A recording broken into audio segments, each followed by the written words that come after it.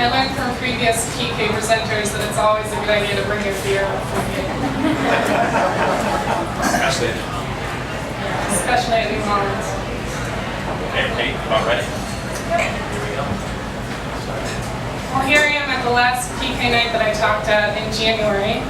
I had just moved to Grand Rapids and started a new venture on having a studio and gallery space for myself on West Fulton Street. And so when I heard about Pecha night, I heard that it was people coming up to talk about what they were passionate about. And for me, that was easy, because what I'm most passionate about is ceramics and making things out of clay.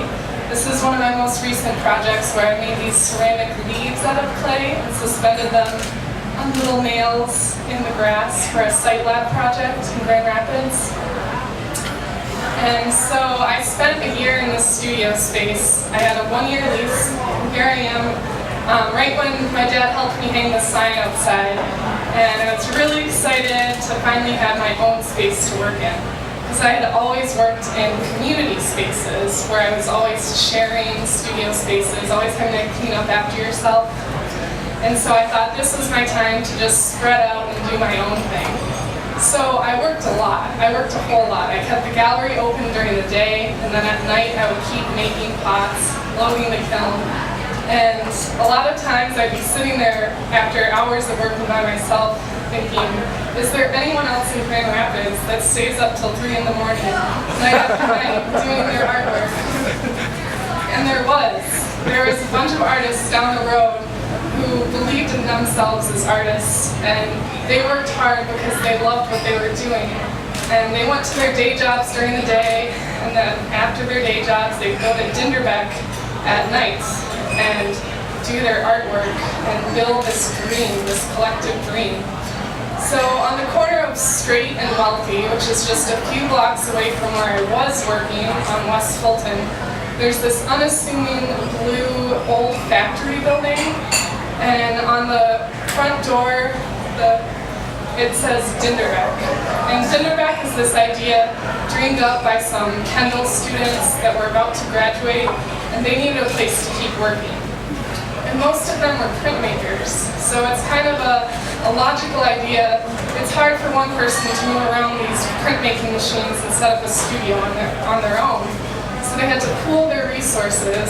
It took, I counted, there's like 13 guys moving one printmaking machine from the basement of this factory up to the upstairs where we now have another studio space.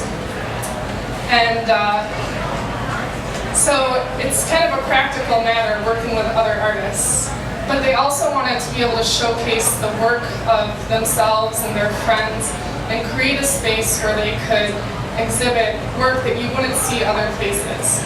And so they engaged the DAC, which had a mini grant program called Sunday Soup, where people present ideas for things that they want to create, and it's voted on, and whoever wins the event gets the money from each bowl of soup that's sold.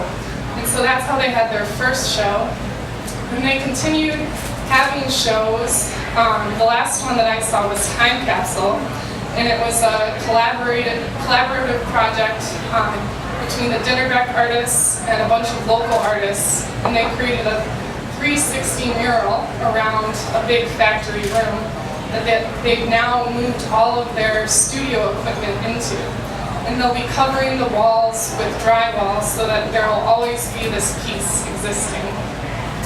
And so, like Dan was saying, questioning, what is Dinderbeck?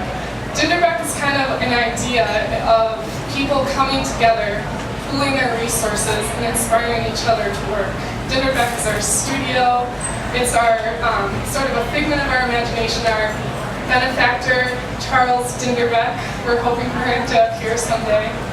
But then, so when I found out about these guys by going to their shows and hearing about them around town, I inquired if they had any space for another ceramic artist, and they did, so it was perfect. I moved right from West Fulton, a few blocks down, into the Dinderbeck studios, and got involved with their collective right away. One of the first projects we did was at the Avenue for the Arts Market. We set up live printing where they must love to haul this equipment just for exercise or something, but they hauled a piece of equipment into the parking lot, and we set up a booth, and I sold my pottery, and it was just a great activity for us to do in June to kind of bring us all together. And at the same time, a photographer joined Dinderbeck. So it was cool because I was going to help Dinderbeck build a community ceramics studio, and this photographer was going to help Dinderbeck build a darkroom. And so all these black and white photos are by Brandon Lake, our resident photographer, he's already built this darkroom, and I'm still working on the ceramics studio. But one great thing about working with other people, other artists, is that when you're not feeling necessarily inspired to work hard, there's someone else right next to you, like working their butt off, or right in the middle of a really inspired period where they just can't stop creating. And so it's just so hard to not be inspired by the person that's right next to you. And so Brandon right now is the one who's inspiring us all, because pretty much the printmakers, the sculptors, and the ceramic area, we're all working hard on renovations to bring Dinderbeck to the next level. And then Brandon's been the one sort of inspired all along by us doing our work to take photos of us. And we always gather together to do sort of formal meetings on Sundays where we try to set goals for the week, and we check in with each other and see how we can help with other projects.